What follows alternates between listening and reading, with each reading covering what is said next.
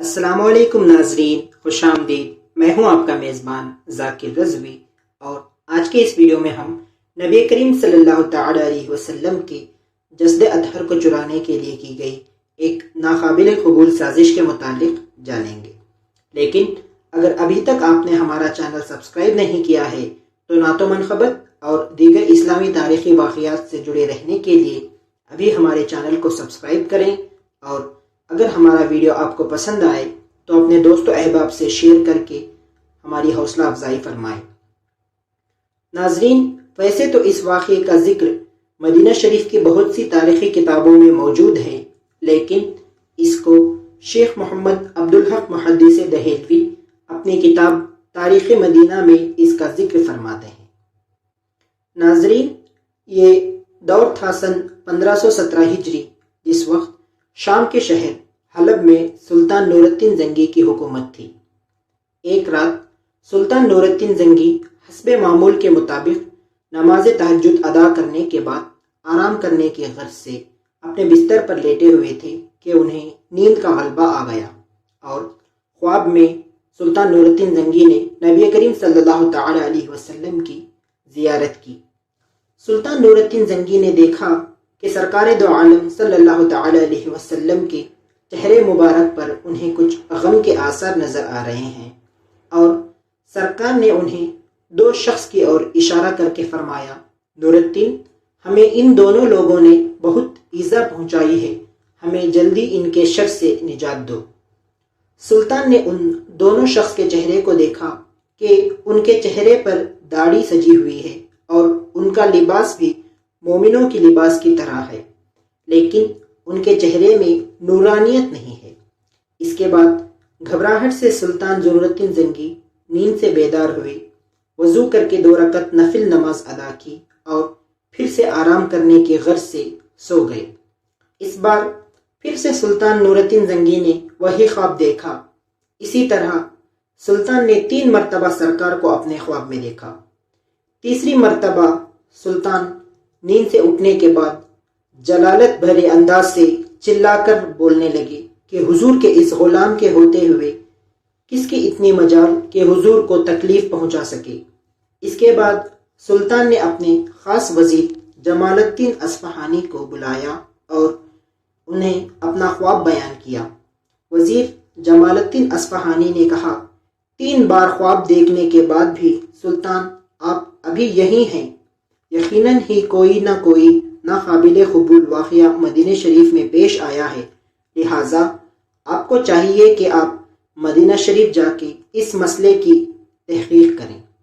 لہٰذا نماز فجر ادا کرنے کے بعد سلطان نور الدین زنگی نے اپنے 20 خاص لوگوں کے ساتھ اپنے ساتھ بہت سے تحفے لے کر مدینہ شریف کے سفر پر نکل پڑے۔ 15 دن لگاتار بنا رکے سفر کرنے کے بعد سلطان نور الدین زنگی مدینہ شریف پہنچ گئے۔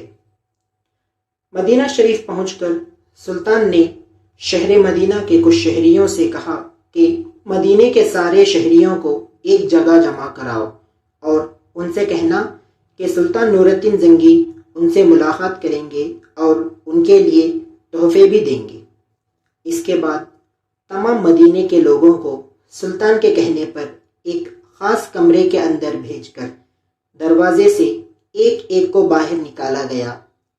اب ایک ایک کر کے سارے لوگ باہر نکلتے گئے، اور سلطان ہر ایک کے چہرے کو غور سے دیکھتے اور یہ پہچاننے کی کوشش کر رہے تھے کہ وہ 2 شخص کون ہیں جنہیں میرے سرکار دو عالم صلی اللہ تعالی علیہ وسلم نے خواب میں دکھایا تھا۔ لہٰذا جب سارے لوگ اس کمرے سے باہر آ گئے لیکن وہ 2 لوگ کہیں نظر نہ آئے، تو سلطان نور الدین زنگی نے حیرت سے پوچھا کہ کیا مدینے کے سارے شہری اس دروازے سے گزر گئے؟ تو حاضرین میں سے کچھ لوگوں نے کہا، جی سارے لوگ گزر گئے سوائے 2 لوگوں کے۔ سلطان نے پوچھا، کون 2 لوگ؟ تو انہوں نے کہا، ہیں 2 لوگ جو نہ کسی سے ملتے ہیں نہ کسی سے کچھ ہدیہ لیتے ہیں، بڑے ہی نیک لوگ ہیں جو سارا دن اللہ کی تسبیح بیان کرتے ہیں اور بہت سی نفل نمازیں بھی پڑھتے ہیں۔ سلطان نے کہا، مجھے تو انہی دونوں سے کام ہے، ان سے کہو سلطان ان کو تحفے دینا چاہتے ہیں۔ سلطان کے کہے مطابق جب لوگوں نے انہیں جا کر بتایا کہ حلب سے سلطان نور الدین زنگی آئے ہیں اور آپ کو تحفے دینا چاہتے ہیں، تو ان لوگوں نے کہا کہ اللہ تعالیٰ کا بڑا فضل و احسان ہے کہ ہمارے پاس اللہ کا دیا اتنا ہے کہ ہمیں اب کسی تحفے کی ضرورت نہیں۔ جب سلطان نور الدین زنگی کو اس بات کا علم ہوا تو سلطان نے فرمایا اسی وقت ان دونوں کو میرے سامنے پیش کیا جائے۔ لہٰذا سلطان کے کہنے پر ان دونوں کو پیش کیا گیا۔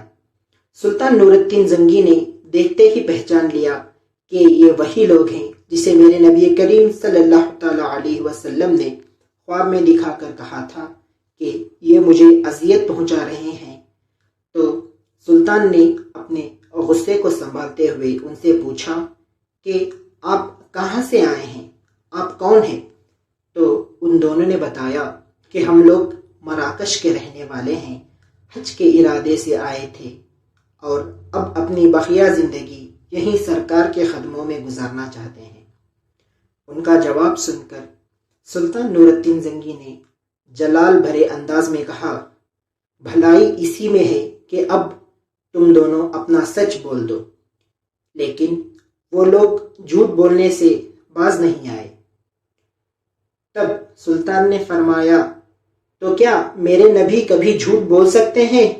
سنو، دنیا کا ہر شخص جھوٹا ہو سکتا ہے، لیکن میرے سرکار سے کے منہ سے نکلی ہوئی بات ہمیشہ حق ہوتی ہے۔ پھر سلطان نے کہا کہ یہ دو لوگ رہتے کہاں ہیں؟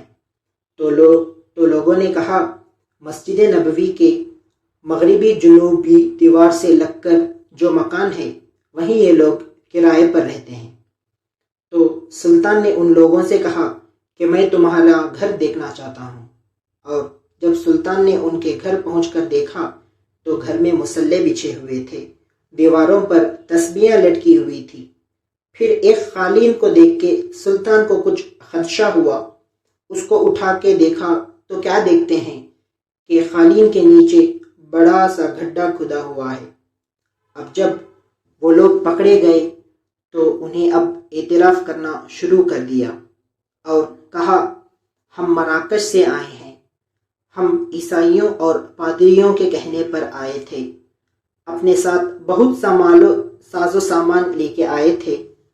ہمارا ارادہ یہ تھا کہ مسجد نبوی کے پاس ایک مکان لے کر وہاں سے سرنگ کھودیں جو سیدھا حضور کریم صلی اللہ تعالی علیہ وسلم کے روضے تک جاتی ہو، اور ہم لوگ ایسا کر کے حضور کے جسد اطہر کو یہاں سے لے جانا چاہتے تھے۔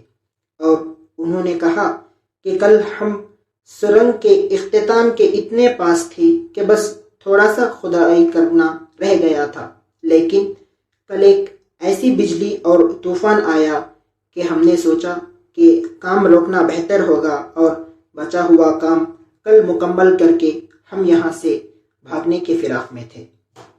اور انہوں نے کہا کہ رات بھر کھدائی کر کے مٹی کو جنت البقیع میں لے جا کر مزارات کے اوپر ڈال کے مٹی کو برابر کر دیتے تھے۔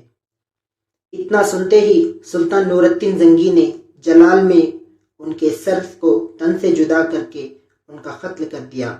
اور جب سلطان نے سرنگ میں جا کر دیکھا تو دیکھتے ہیں ان لوگوں نے سرنگ اتنی کھود لی تھی کہ وہاں سے سرکار کے خدمے مبارک نظر آ رہے تھے۔ پھر سلطان سرکار کے قدموں کا بوسہ لے کر کہا کہ سرکار، آپ چاہتے تو دنیا میں کسی کو بھی اس نیک کام کے لیے چن سکتے تھے، لیکن یہ میری خوش نصیبی ہے کہ آپ نے اس غلام کو پسند کیا۔ اس کے بعد سلطان نے مزار اقدس کے اطراف کھدائی کروائی اور زمین کے حصے تک پانی بھر دیا اور سیسے کو پگھلا کر اس میں ڈال دیا تاکہ آگے سے کوئی بھی ایسی حرکت کرنے کی جرأت نہ کرے۔ تو ناظرین، اس سے یہ پتہ چلتا ہے کہ مخالفین کو بھی نبی کے جسد اقدس کے صحیح سلامت ہونے کا احساس تھا۔ انہیں یہ پتہ تھا کہ اللہ کے نبی کو مٹی چھو بھی نہیں سکتی۔ تو ناظرین، یہ ہے نبی کریم صلی اللہ تعالی علیہ وسلم کے جسم مبارک کو چرانے کے لیے کیا گیا ایک ناقابل قبول واقعہ۔ امید ہے آپ کو واقعہ پسند آیا ہوگا۔ ویڈیو دیکھنے کا شکریہ۔ اللہ تعالیٰ سے دعا ہے کہ اگر بیان کرنے میں کچھ غلطی ہوئی ہو تو معاف عطا فرمائے۔ آمین یا رب العالمین۔